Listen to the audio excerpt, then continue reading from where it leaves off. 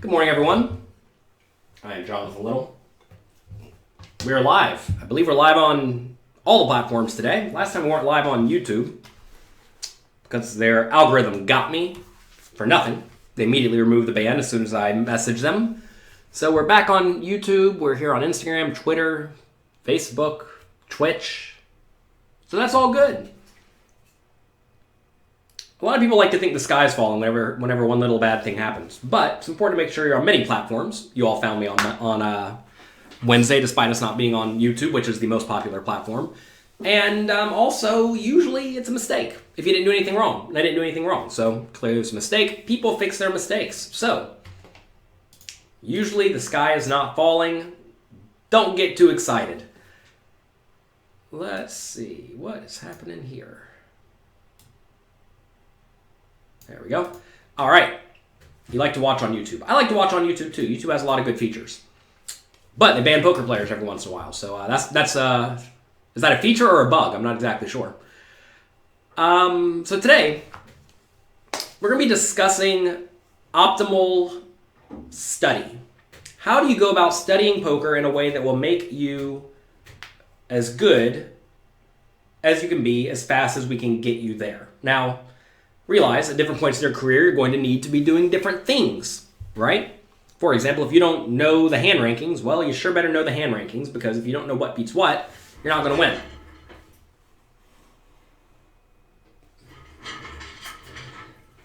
Let's discuss, though, first things first, what are you trying to learn? It's very, very, very, very important to ask yourself, what game am I trying to learn, and what do I need to study to get good at that?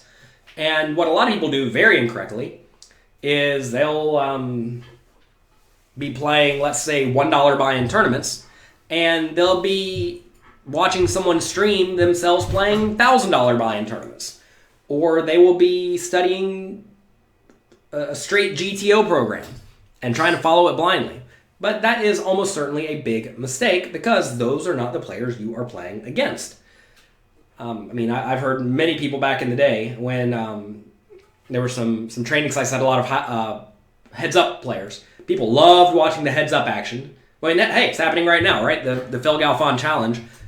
Some people are out there literally watching that all day, every day, yet they play no-limit hold'em poker tournaments. At least that's what they're trying to learn. They're certainly not trying to learn heads-up pot limit Omaha, right? And while there's nothing wrong with watching things for entertainment, if you're watching people play heads-up PLO to try to better your poker skills, that's kind of ridiculous, right? I mean, I don't think I've ever even had the opportunity to play a live heads-up pot limit Omaha cash game. And online, I don't think there's tons of action. And it's like, why are you spending your time doing this? And it's because they think that watching any poker content is acceptable and applicable. But it's just not, right? Unless you plan on playing that game. If you are going to be playing Pot Limit Omaha, well, you're probably going to find that you want to be playing six-handed or something like that instead, which is more applicable to live games, decent amount of online games, etc., etc. So you want to make sure you're studying whatever game you are studying. I mean, I fell victim to this. This is a thing you can be a victim of. I fell victim to this a long time ago when they had a lot of very high-stakes PLO action. I was a member to various trading sites, and I'd be watching the heads-up PLO action back in the day. Whenever I guess it got me excited, right? And in reality, it was just a waste of my time. A straight waste of my time. And I don't want you all to waste your time like I did. But again, if you watch it purely to entertain yourself, I guess that's okay. So, make sure you are studying the game you're trying to learn at roughly the stakes you're trying to learn at, or perhaps a little bit higher, right? So if you are going to be watching streams, which we're going to get to that in a minute, if you are going to be watching streams, don't watch streams that are just like significantly higher stakes than you or significantly different structures than the games you play. Like say you normally play regular freeze-out tournaments, yet the person you like watching plays progressive knockout tournaments only or mostly. Well, that content's going to be like kind of relevant, but not so relevant, right? So you need to be a little bit specific when it comes to this. And that is important. So, next, on top of making sure you're studying the content that is very similar to what you are learning, you also want to make sure that you're learning in an interactive way. One of the,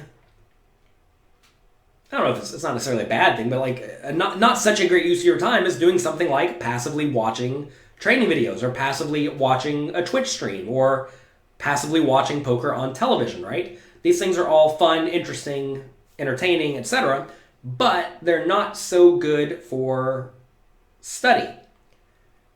Old Wisco, welcome, one of our Twitch subscribers. Hello, hello. See the little shark emoticon? Isn't that cute? You have to get your emote icons on. So, when I watch poker on TV today, I'll tell you exactly how I go about watching it. I watch poker on TV about 1 day per month, which I wish it was more, but it's not. And what I do is I will basically record usually like high stakes cash game type stuff or high stakes tournament stuff. I will fast forward through every obvious spot. I will not watch anyone sweat like tanking. And you can get through an hour show in about 15 minutes. That is an hour of educational poker content on TV. And in those scenarios, what I'm doing when I'm watching the TV shows is I am taking notes on anything that the players who I think are very good are doing differently than what I would do in those spots. So it's almost like I am playing along with them, and if they do something different than what I would do, I ask myself, is that reasonable? Would I do that sometimes? And if the answer is yes, I don't worry about it, but if it's something very different, I'll go and look into it and talk to my friends about it and whatnot. But when I watch an hour show on TV and I'm observing the world-class players, we're really not all that far off. So I may end up going through 4 hours of content and only having 1 or 2 notes, right? It's even worth considering. And is that a good use of your time? Well, to some extent. What I actually started doing is I started having someone transcribe all of the relevant pots on the high stakes tournaments on Poker Go into hand histories for me.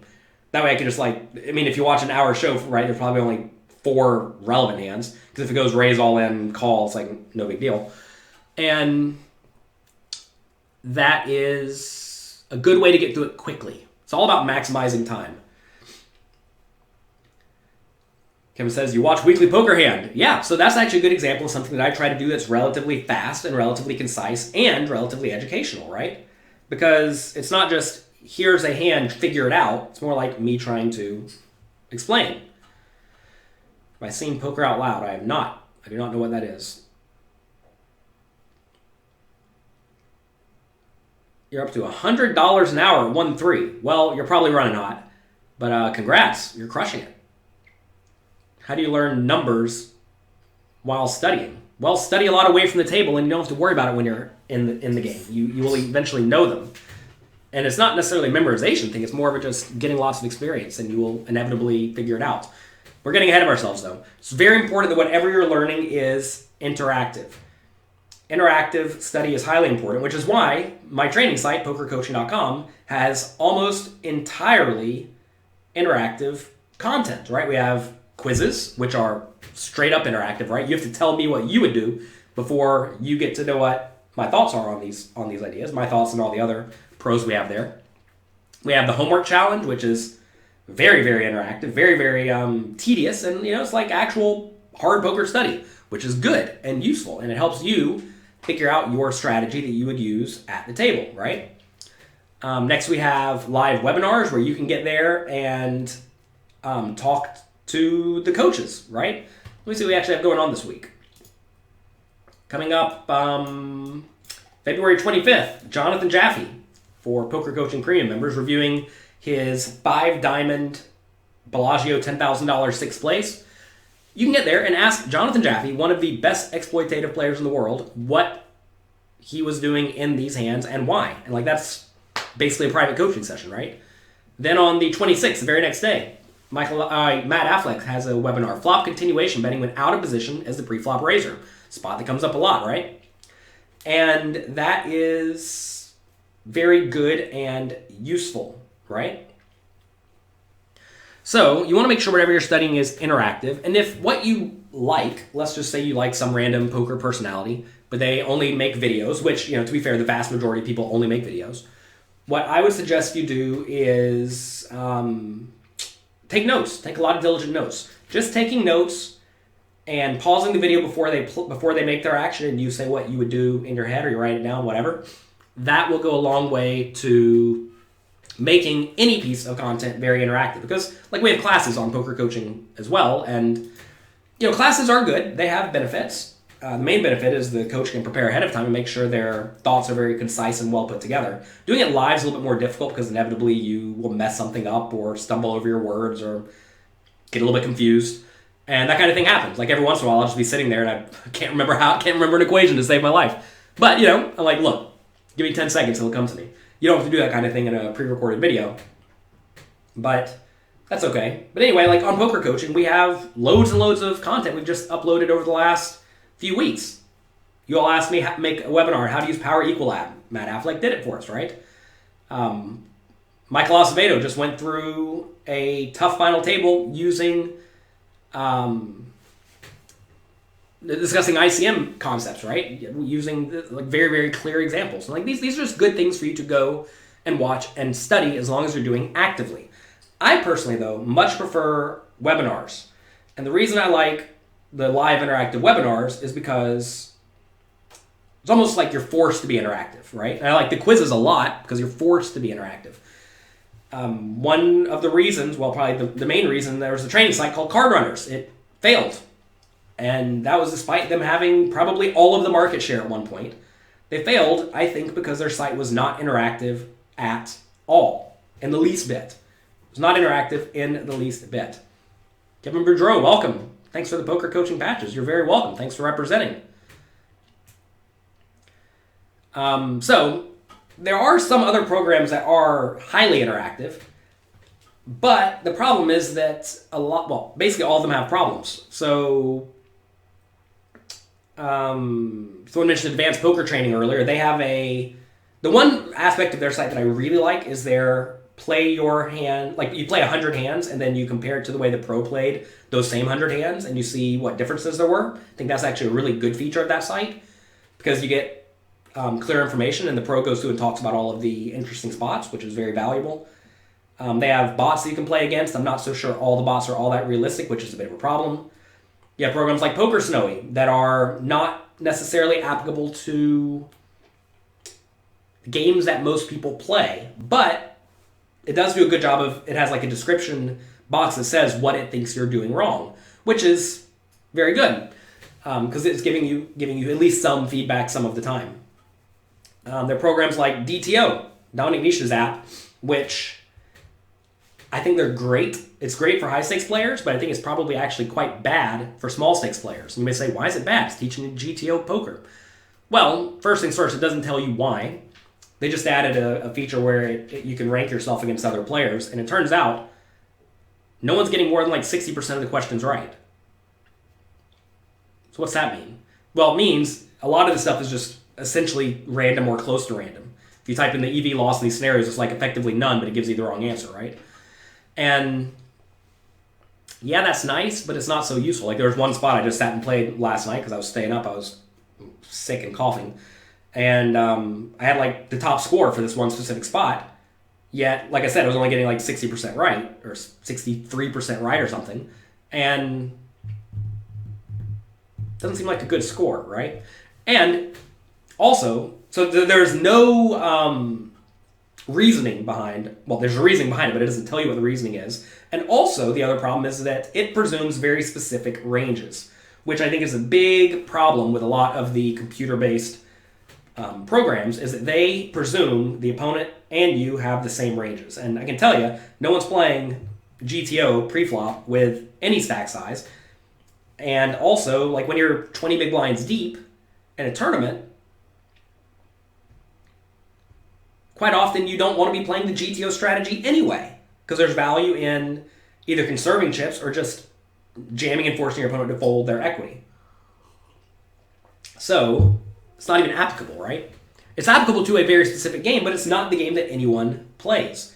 I actually had a coaching session the other day, a live coaching session. I basically never do those, but I had one the other day with a kid, and we ran out of hands for him to discuss because he went through all the hands he had written down. And I decided to pull out DTO and go through it. And he's like, immediately, this is not applicable to my games at all. Because in my games, I'm playing small stakes cash games or small stakes tournaments. I get 4 callers, right? And they're calling with all sorts of stuff. And they only threw it up at the nuts. And so right there, that app, the idea that this is going to be useful for me goes completely out the window. Which is why you want to make sure, again, you're studying things that are very applicable to your game. So you need to make sure you're studying either from someone who's playing a similar game to yours.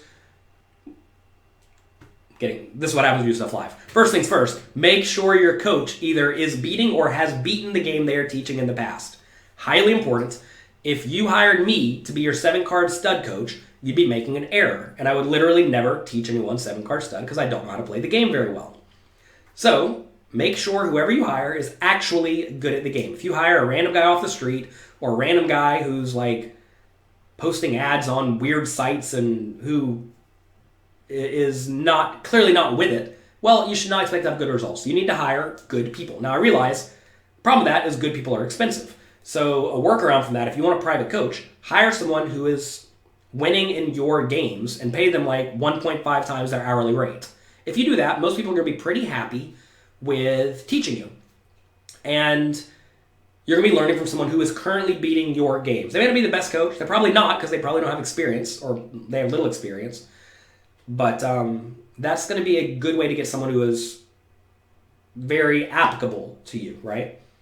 People are saying on Instagram you're having buffering issues. Well, go watch on YouTube, youtube.com/pokercoaching.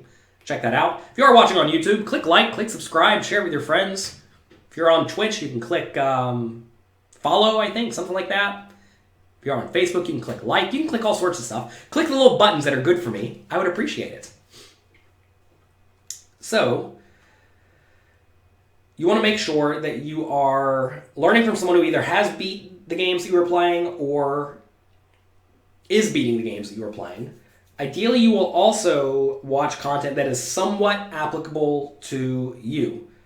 Now, Kevin just says, isn't Jonathan Jaffe's 5-Diamond WPT webinar out of our stakes? It is, but the cool thing about WPTs is often they don't play like super high stakes tournaments because a lot of people satellite in, because live poker tournaments are generally just kind of soft, and it's still very relevant. Also, he's explaining very exploitative strategies, so it's not that he's explaining how to beat these specific stakes, which is what you see whenever you're watching like a Twitch stream, right? You're seeing someone effectively autopilot because you know they're 6-tabling or 8-tabling and they're streaming. They're not paying great attention. And also they're autopiloting for the stakes they are playing.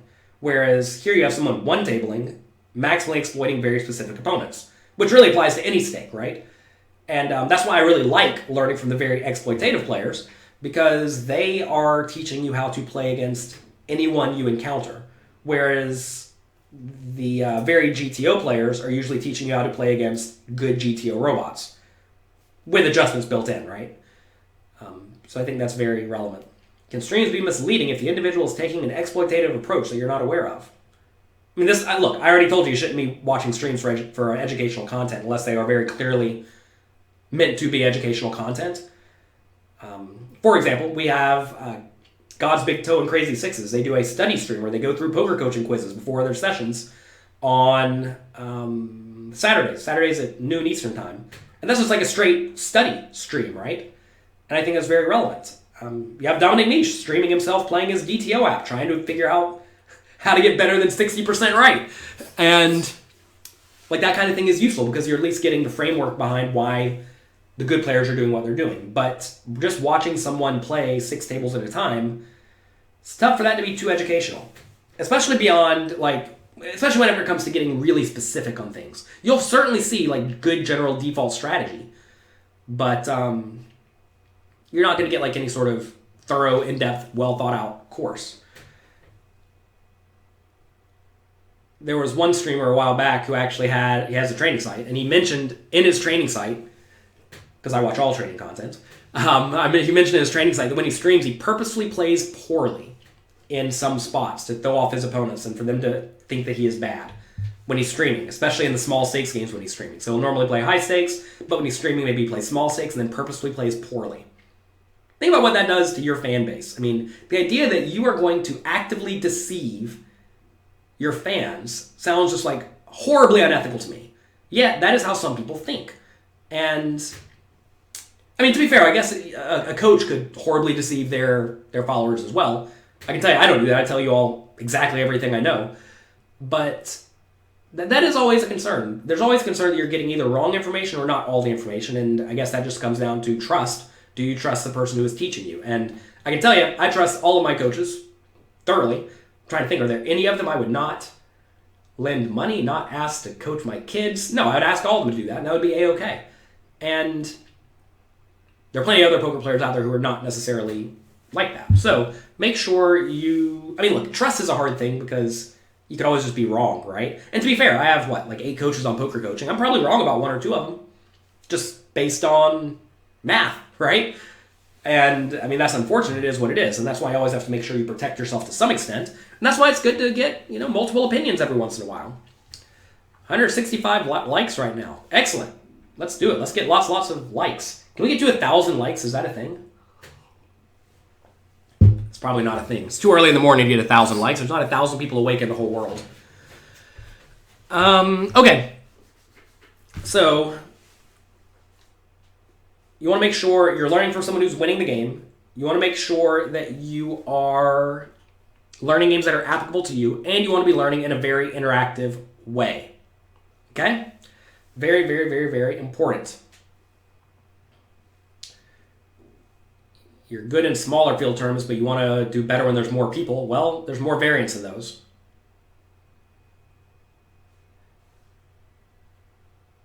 It'll have 1,000 on rewatches. It will have 1,000 on rewatches, that's sure. Can you make some content on heads-up display usage? Just Google. Go to YouTube and search heads-up display usage. I'm sure that'll come right up. The problem is with heads-up displays is that all the sites use various formulas to determine the stats. Some heads-up displays are different. Sites are banning heads-up displays. So, no, I'm probably not going to go make a video on that because I think it's going to become less and less relevant as we go forward and the sites start getting rid of the tracking programs. And there's also, I'm sure there are people out there who are heads-up display geniuses. I'm certainly not. So check out that, right? Again, going back to the idea of, am I an expert at that? And no, I'm not an expert at heads-up displays. I have a relatively basic heads-up display. It has, 16 stats, which, is minimal. I'm not, using Note Caddy a ton or anything like that, so I'm not the guy to ask. Just like I'm not the guy to ask about 7-card stud. Okay, so now we know what to study. Can I speak a little slower, please? Oh, no, I can't. I've tried to speak slower. The problem is you all get me excited. And when I get excited, I just get going. All right, so now that we know what to study and how to study it, I suggest you study a lot. If you're not already beating the games, if you're a losing poker player, this should be obvious, but you should keep track of your results. If you're a losing poker player, you should be studying the vast majority of the time. The vast majority, right? For example, if I wanted to become a doctor, let's say I wanted to become a doctor, would I ever just go into the operating room and start operating with little to no training? I know how to cut a piece of steak, so maybe I could cut the person open. But beyond that, I think I'd be relatively useless. And that would be ridiculously dumb for me to go and try to become a doctor without studying, right? Now, poker is not as difficult as being a doctor, I presume. But it still is kind of similar, but a lot of people don't view it as similar. They think poker is a fun game. Oh, you get good at games by playing the games. And to be fair, you do get better at games as you play games. But at the same time, you get way better at games by studying games. Does my training site cover live tournament play for those of us from the US without access to online grind? Yes, of course it does, Turk. If you don't know what poker coaching offers, go to pokercoaching.com, read the homepage, sign up for a completely free trial. If you want access to the full site, sign up and pay for the full site. And if you don't like it, cancel it and I'll give you your money back. If you do not like my work, I don't deserve your money and I don't want your money, right? I want to help you significantly better your poker and your life. And if I don't help you with that, then Why should I be rewarded, right? It's very different than a lot of the other coaches out there. If you pay attention, a lot of them will not give you a refund, and they want to lock you into a giant price up front. I try to keep the price low up front and let you get a refund because I know my content's good. And, we get some refunds, like 1%, 2%, something like that. And hey, it's okay. But, anyway, you all get me on a tangent about things that are wrong with the poker coaching industry. And to be fair, why most of the poker coaching sites don't actually succeed. That's not what this topic's about. Today we're talking about studying. Is there an app that you can use to track your stats? I just use Excel, personally. Every day I come home, I write down won or loss. I write down expenses. It's really all you need for taxes. There are some apps on your phone. I'm sure you can just search them. There was one called Poker Journal a while back, but I think it stopped getting updated. But there's stuff out there that will keep track of the number of hours you play, will keep track of the time you play, keep track of the venue you play, et cetera, et cetera. At this point, I'm not so concerned with that. But if I was in there grinding like cash games every day and I was trying to figure out if I make more money at 2-5 or 5-10 or 1-3, I would certainly like to have better information. At this point, I'm not so worried about what my exact win rate is in every single game. If people keep saying Instagram's not working well, please go to YouTube. YouTube.com/pokercoaching. It's a much better experience to watch. You can see the chat. Sometimes I throw up images. So yeah. Type said, you got a job as a dealer yesterday. Awesome. Congrats. Have fun. If you're not a premium member, then you're missing out. Best site out there. Well, thank you. I do my best. What package would I recommend on my site? I would always recommend a premium because it gives you full access to everything. There's a cash game masterclass there too, which is very, very good for people who are not already playing great. What do I use in live cash or tournaments to record my hands for later? I use a notepad file now. I used to use a pen and paper. Go to jonathanlittlepoker.com/notes and check it out. What's the longest downswing I've had in a period that I grinded 16 hours in a day? I don't grind 16 hours a day. That's ridiculous. Why would you ever do that? That just seems asinine. Biggest downswing in a day? I don't know. Whenever I used to play cash games at Bellagio, I would quit if I ever got down about 450 big blinds. That probably happened once every 2-ish weeks, something like that. Can you get more small stakes cash game quizzes? Sure. Excel's the greatest app of them all. Yeah. Poker Ledger, people are saying. Why would anyone want training from a bad player? The problem is a lot of people don't know who the bad players are. There are plenty of people out there who can speak well enough, who do a good job of presenting themselves as good. And I mean, to be fair, they're good at tricking people. And it's tough because, hell, maybe that's me, right? I don't think it is, but maybe it is. And you have to get very good at discerning who is putting out educational content, right? That is good, useful, applicable. And the way you do that is often by comparing coaches to other coaches to some extent, and you can see which players are using comparable thought processes and which ones are just way off.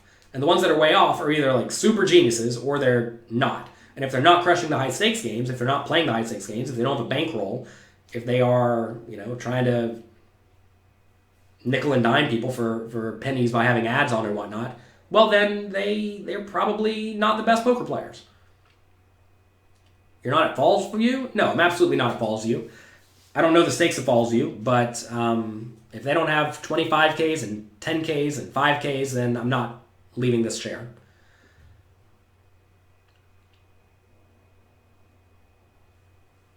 Let's see. Okay. How can I optimally study in order to learn as much as possible ASAP, in particular in Poker Coaching Premium? Go through the Cash Game Masterclass. Cash Game Masterclass is highly valuable. If you've not gone through that, go through it immediately.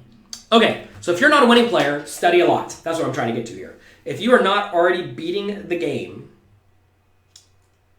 why are you not studying a ton?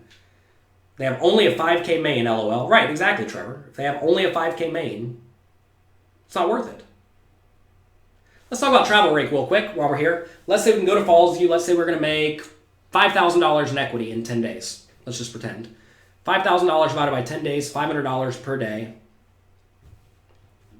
Minus expenses at $150 a day, so we're winning $350 per day. Is it worth it for me to get up and leave my wife and kids to go make $350 a day? Absolutely not. For many people it is, though. But that's not where I am in life right now. And it's important to recognize that, right? Just because some things make sense for some people does not mean it makes sense for other people. Whenever I'm going to play, ideally I want it to be like $700 a day, $1,000 a day minimum. Even then, like that's close. Like the party poker event in Nottingham was a good example where it was a close one, but they had a 10K, a 25K, a 5K, a 2K. Satellites where they added seats, which is good. And that was worth it. What did I think I was going to make? I was going to make 10, 15, 20. I was going to make like 20K in a week. So yeah, there it is, $700 a day, right? And I think that becomes to where it starts to make it worth it. Volume's very important to me at this point in life. And volume and high buy-in size in soft games. If you don't have all three of those, I'm probably not going. I used to work in a comic book store. Do I have a favorite author, writer, title, etc.? No, I like Magic the Gathering. They just happen to sell Magic the Gathering cards in comic book stores. To be fair, actually, they didn't even sell comics in my comic book store. It was a sports card store and a video game store. But I've spent plenty of time. Oh my god, I can't talk. I've spent plenty of time in comic book stores playing Magic the Gathering tournaments. How do you find your leaks in your game? Talk to people. Share friends with. Oh my god. This is why I don't do stuff live. Share your hands with your friends and ask them questions. And when I say your friends, I mean your friends who are good at poker, who are better than you. Right?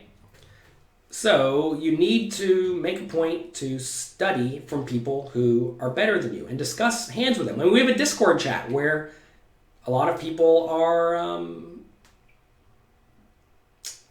actively working hard. You lied about working in a comic book store. In my view, comic book store means a place where people sell nerdy things. They certainly sold nerdy things where I worked. But no, they did not sell the physical comics, and that's A-okay. Sometimes you have to simplify things to give a frame of reference. It's very important. Imagine I said I worked at a sports card store. First things first would be, how in the world is there only a sports card store? I don't want to get into all that, right? And people know that people go and play card games at sports card stores, or at comic book stores. So it's very important to make sure that you are speaking in a way that people can thoroughly understand. Discord alone is worth the membership fee. Well, yeah, I think it's good. If you're not on the Discord, by the way, go to the tool section of go to the community section of Poker Coaching. Let me show you all real quick. If you go to Poker Coaching, let's see. Scroll right down here to community. Click on join our Discord. Also, you can apply for backing. We back our students every month, a few of them. You can request a patch. Make sure you follow us on Twitter, YouTube, etc. So make sure you get in on that. So, yeah, I mean, you say I don't have any poker friends. What am I supposed to do? Well, make them. I didn't have any poker friends. Whenever I first started playing poker, I didn't know anyone. I lived in Pensacola, Florida, and no one played poker there. And I was too young to go to a casino, so how did I meet people, right? Well, I started posting on the internet. And that's exactly what I've made for you. We have a good internet Discord chat for you. We have a forum for you. And that's highly valuable. We also have question and answer webinars with our coaches, right? If you're a poker coaching member, it's almost like you're paying them to be your friend. And that's very relevant. So anyway, how much should you be studying? That's the most important question. If you're bad at poker, you should be studying like 90% of the time, maybe more. A lot of people don't like that answer because they want to play. They came and they want to play. You requested a patch a couple times. Joe, perhaps you gave the wrong email, the wrong address. I actually just got 2 return packages. I forget who they were to. Send an email, support@pokercoaching.com, and ask for it. So, how do you defeat a card where you're getting colluded? Well, don't play where you're getting cheated, obviously. Obviously, just because the game exists does not mean you have to play. Is it fine to go through the whole cash game masterclass all in one? Take it slow. We actually just added a bunch of quizzes between each one to make sure you're really testing your skills. If you're getting all the questions right, you're probably good to go. If you're missing them, then no. Do I believe insert any random poker player's name who's decent? They say they've never studied a hand in their life. I'm sure everyone has thought about a poker hand in their life. If you haven't thought about a poker hand, yet somehow you're winning at poker, well, you're just a liar. Now, does studying mean run it through Monk or Solver? I believe there are plenty of poker players who are winning who have not ran their hands through Monk or Solver. So, there you go. Should you make notes on the key points of your lesson? Your goal is to study 4 hours each day. Yeah, study a ton, man. Study a ton, take notes, be involved, be engaged with it, right? If you just like sit there and have a beer and watch it while you fall asleep, you're not going to get very good. But if you're alert, you're studying, you're paying attention, you're going to get good pretty quick. So whenever you are not winning at poker, you need just to be studying so much. It's important to focus on 1 or 2 topics a week. No, I think you need to be taking the holistic approach whenever you're not good. If you're not good yet, you need to learn how to play reasonably well, right? Steve Z says, you knew the game was crooked, but it was the only game in town. Yeah, well, it's exactly it. Just because it exists doesn't mean you have to play. There's so many casinos out there that charge exorbitant rake. And people are like, oh, well, I have to go play this game. They have a tournament. $100 with 40 of it going to rake, but hey, it's the only one I can play. You don't have to play. Hate to break it to you, you do not have to play. Especially if you're just giving away your money. As Mike says, smash the like button. That's right. Hit the smash button. That's funny. So make a point to realize that if you're not winning, it means you're bad. Or you're playing in a game that's unbeatable. If you're bad, then you must study, you must get good. If you don't study, you're just always going to lose. Fine, next. Once you become a reasonable player, you're winning a little bit in the small stakes games. What now? Well, now you want to continue studying, but study a little bit less and play a little bit more. And that's going to allow you to start building a bankroll, because you're a winning player now, right? It's going to allow you to get some experience. But even then, you still need to be studying a lot. If you have to realize, when you're new-ish to poker, or when you're not winning much money, assuming you want to like actually win significant money from poker, your goal should not be to like grind out 10 big blinds per hour playing 5 cent, 10 cent no limit. You're just not going to make much money doing this. And it's kind of a waste of your time when you could be studying more, making half as much money now, but after, another 3 months of study, your win rate could have 1.5x up or doubled it or something like that. And that's very, very relevant, right? So your goal when you're starting is not necessarily to win as much money as possible, but to get as good as possible. And once you get good, once you become a winner in like 1-2 games, 1-2 no limit games, or in $500 buy-in tournaments, well, now you can just like show up and print equity, right? Like imagine you win $20 an hour at cash games, you're off to the races. I mean, think about it. Let's get out the calculator real quick. Let's say you make $20 per hour. How long? 350 hours. That's only 10 weeks. 2.5 months, and you will have won $7,000 if you just sit there and you're disciplined and you make $20 an hour playing soft 1-2 no limit cash games. 10 weeks to have a nice full bankroll. Play 10 more weeks, you have a real bankroll, start playing 2-5, right? And I mean, is there any other place where you can start making $50 an hour after putting in 5 months of effort?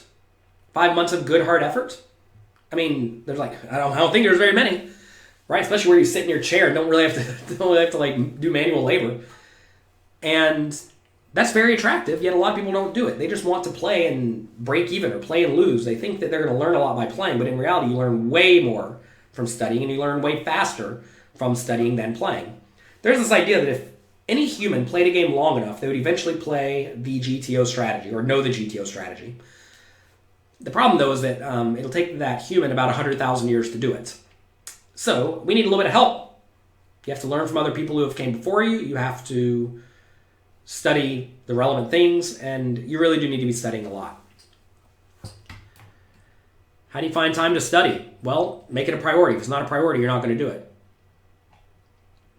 Do you think getting staked is a good idea if you have to give them 50% of your winnings at the end of a week? Depends on the way the deal's set up. This sounds like an awful deal, by the way, for the backer, assuming it is exactly as you listed. Because let's say, it's very, very easy. What you do is whenever you play, if you're up, you're just done for the week. Take your money. You're done. If you're down, you can keep playing. If you get stuck, let's say $100,000 in the week, doesn't matter. You don't owe any of that back. Then you start over fresh the next week. Then, you get up $500, take your $250, be done. You get down, you should always just keep playing. So it doesn't make any sense. You should play until you're up a little and then go from there. That's just like a very, very bad setup. Any setup like this where the deal resets is only good if the reset period is very, very long. I actually had a backing deal like this a long time ago where it was for $500,000 in buy-ins, tournament buy-ins, with the max buy-in being $10K. And that means we're going to play at least 50 tournaments, more probably like 150 tournaments. And you'll have at least somewhat consistent results over that period. But after a week, no, that's ridiculous. What do you think about tournament selection while in Vegas? I have no idea. I'm not playing small stakes tournaments in Vegas. I just go to Aria, go to Bellagio, go to Caesars, wherever they have tournaments. Cash games are usually softest at the places where the regs are not, which are going to be places like MGM, Bally's, random casinos on the Strip. Those games are going to be softer than places like Bellagio or Aria, where there's a lot of good regulars. Is it smarter to practice playing 1-2 live once every 3 days, or by playing online? Victor, it sounds like you're actually trying to do this, so I would tell you to be playing online. You can get way more experience online for a fraction of the investment, and I would tell you not to play 1-2. I'd tell you to play like 5 cent, 10 cent. If you can get to where you can beat 25 cent, 50 cent online, you're just going to crush live games whenever you get there. So that's a good way to get in more hands, more experience, and you also get to maximize your time because you can sit at home and do it, right?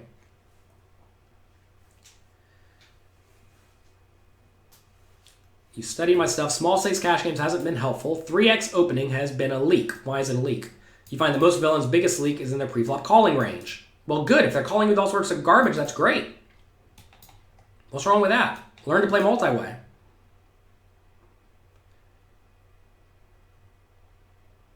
Yeah, but you have to work it out of makeup. Well, so look, Evolve, you didn't explain the scenario right. So this is a straight makeup deal. It's not that you cash it out every week.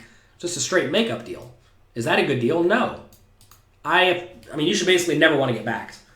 The times you want to get backed are when the buy-ins become exponential, and that's basically it. Because otherwise, you should just move down, play in softer games, and have a bigger win rate, right? Usually people get back to play a buy-in 1 times higher than theirs, or maybe 2 times higher than theirs, and that just doesn't make sense. You'd much rather just keep all of your own action. So no, do not get backed. It's a mistake unless the buy-ins are going exponential. Have you ever thought about doing a live seminar in person? I've done 1, 2, 3, 4 live seminars in person in my life. Maybe more. I think 4. Oh no, 5, 6. I've done 6 live seminars in person. Am I going to do any more? Probably not. If all I have to do is show up and talk, I'll do it. If I have to organize a thing like I've done in the past, not so much. Should you chop in a 2-5 timed game? Probably not. You want to get experience, right? Remember, you're not playing to make money. You're playing for experience. Experience will lead to all the money long term. You just have to be a little bit patient. If you have no experience or little experience playing blind versus blind, you're going to be bad whenever you play against people who won't chop. Do I believe that some games are less luck? I don't know. I don't care about things like luck. Luck's irrelevant. Also, I don't play those games. Why are you asking me about Raz or Badoogie or Big O? I've literally never played a hand of Big O in my life. None of that matters. Are you asking which game has more variance? I don't know. Because I haven't played those games. How many people succeed at becoming professional poker players? What's my estimate for how many people actually win money at poker? And what is a professional? Does professional mean they don't have a job? If that's the case, there are plenty of people out there who make $20K a year. Or is professional more like making $100K a year? There's way fewer of those, obviously. Modern Poker Theory is available at dandbpoker.com. Go get it. Should you raise bigger if you expect your opponents to call with the same range? Yeah. If you expect them to call with the same ranges for a larger amount, you might as well just raise larger and get more money in the pot when you're the favorite, right? 5 big blinds, 100 at 5 cent, 10 cent online. Is that good enough to beat 1-2? Probably. But I would tell you to just move up to 10 cent, 20 cent online and see what happens. Because this 5 big blinds per 100 is not great. Do you play online? Yes. I actually just released a course where I played a bunch of 50 cent dollar and 1-2, and I think, did I play 2-5 some? I don't remember. I played cash games on Party Poker, and I did that for like 8 hours, and we had nice results, and we explained everything that I did in that time period. Also, coming up on the... Where's my phone? Oh, my phone's up here. Well, next month... When is it? Goodness. I think next week, like the 28th. I don't know when this webinar is. I'm going to be reviewing I think it's a $1,000 tournament that I took third place in online last time I played. You know, I don't like U.S. poker rooms. I love American. I love poker rooms. But if that's all you have to play, since live isn't nearby, and the 1-2 games are weak, are the 1-2 games weaker online now than they were at Black Friday? No, Black Friday was way softer. I'm not sure what you're asking me here. If you know your opponent goes along with aces, what are we hoping to call? You never know your opponent has aces unless they show it to you. You cash about 50% of the time. Should you be cashing more often? In tournaments? No, you should be cashing less often. You should be cashing like 30% of the time. You're actually probably cashing too much, which means you may not be winning all that often unless your opponent's just like really, really, really soft. Blackjack Panic Attack. You're welcome, you're welcome. All right. You all try.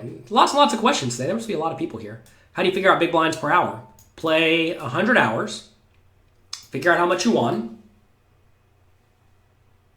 Got the calculator. Let's say we won $5,000 in 100 hours. That means we made $50 an hour, right? Now, what was the big blind? If the big blind was, let's say you're playing 2-5, you divide this number by 5. That means we made 10 big blinds per hour. Let's say we made $1,000 in 500 hours. Oops. Means we made this much per hour. Let's say we're playing 1-2 divided by 2 equals 1 big blind per hour.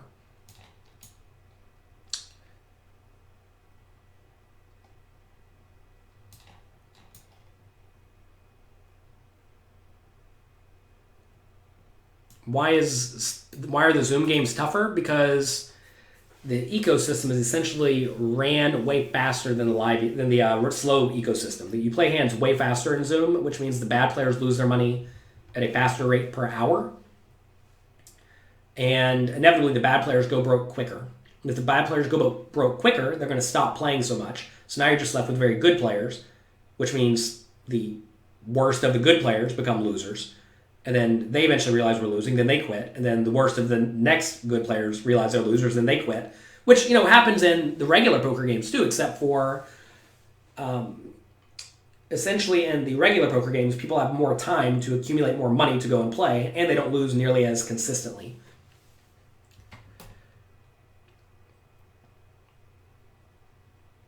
If you're in the middle of a string of heaters, what do? I don't think about swings. Swings are irrelevant. You're new to this channel, welcome. Wenglow, I can't read. When do we stream this? We stream this Monday, Wednesday, Friday, 9 a.m. Eastern Time for 1 hour. Our Texas poker room softer than casinos. I've never played in a Texas poker room. 243 watching. Good morning, good morning. Hope you're having a great day. I actually see that we have 296 people here on the main platforms. We have a few people on Instagram. Magic the Gathering collection. Oh boy, here we go. You're a vintage collector. Are old school cards a good buy at this point? Probably. Anytime anything's in a lull, it's probably good to buy. I think these old school cards are going to significantly drop in value in about 25 years once people like myself stop existing on this earth.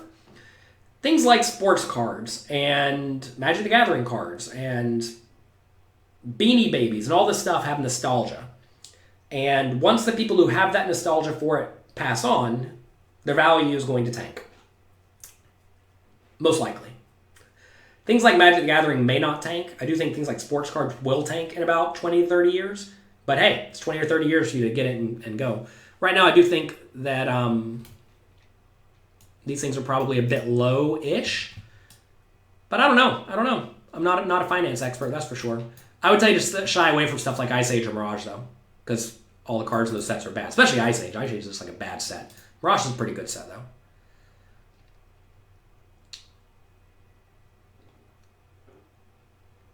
You all are enjoying poker coaching, so that is excellent. Any advice on sitting in a cash game where people have big stacks? Just play whatever your effective stack is. Right? You want to make sure that, like, if somebody has $1 million and you have 100, you're just playing $100. So don't worry about the people with big stacks. You're always playing the effective stack size. Do not forget that. Don't be intimidated. Don't think, oh man, I can't win because this guy's just going to go all in on me again and I'm going to have to win 4 hands in a row. Realize that every time you get it in, you're printing equity.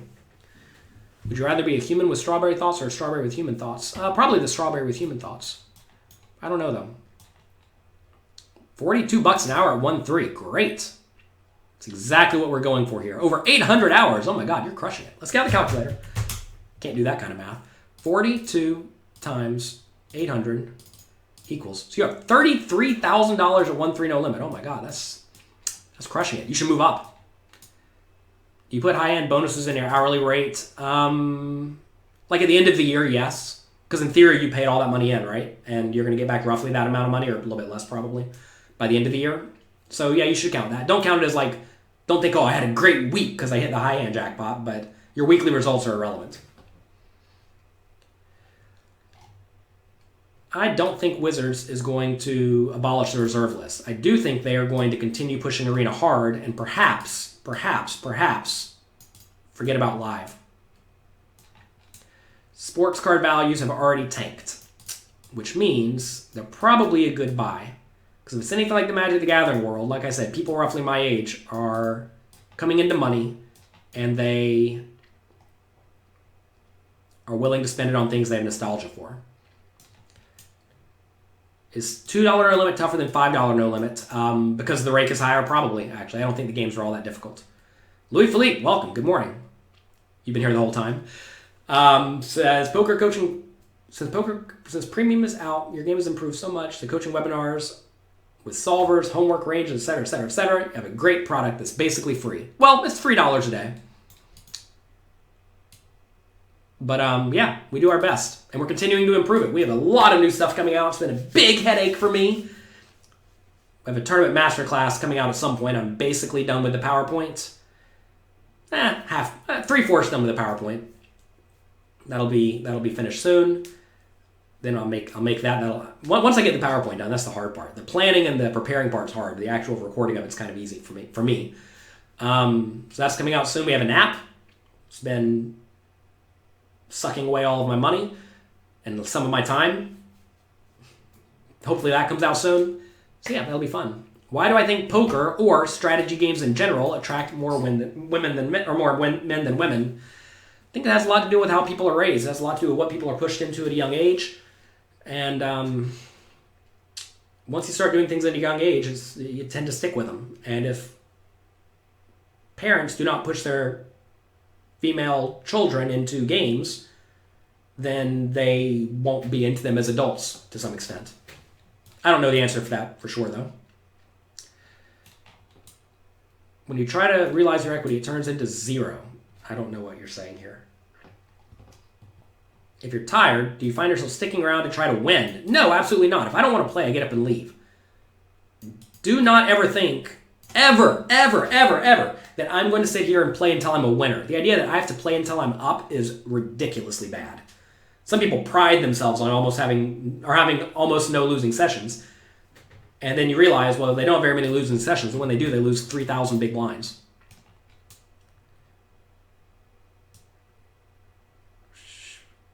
This is a weird question right here. Is it better to be exploitable or GTO in a 50 no limit pot? 50 no limit games are soft. You should be exploitable all the time. The idea of a winning session does not matter. Should you be check raising flush draws that have no showdown value? Probably.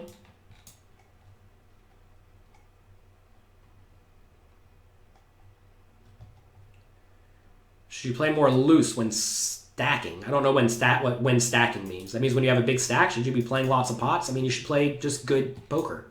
Play good, fundamentally sound poker. How long until the tournament class is released? I don't know.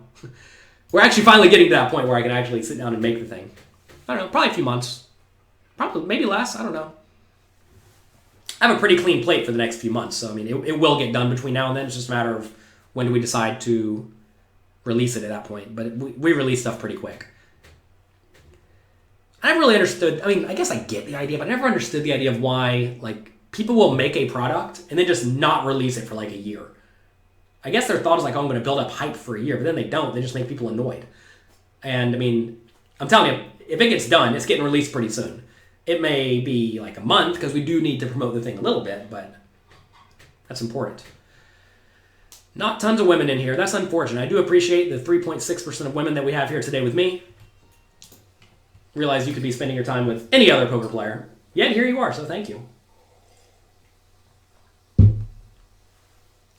What's the optimum big blind buy-in for a cash game? That is a bad question because it depends on who's at your table. What are the stack sizes? Where are the stacks positioned? What is your skill level? Etc. Do I recommend simple poker? I don't know what simple poker is. How many times do you rebuy if you get felted? Doesn't matter. In theory, though, if you're losing in a game, if you lose even a single pot in a game, odds are that game is tougher than the average game. And as you lose more and more pots in a game, odds are it becomes tougher and tougher. Like, it is a tougher and tougher game, right? So when you are losing, in theory, you should be very quick to quit.